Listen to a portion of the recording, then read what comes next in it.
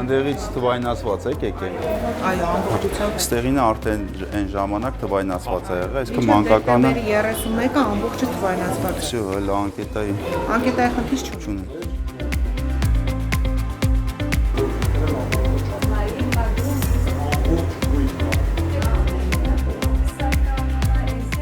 Շրջայցի ընթացքում մենք տեսանք, թե քաղաքապետարանի կողմից տրամադրված եւ ավականու որոշմամբ տրամադրված միջոցները ինչ ընթացք են ստացել Մալաթիա Սեբաստիան առողջության կենտրոնում,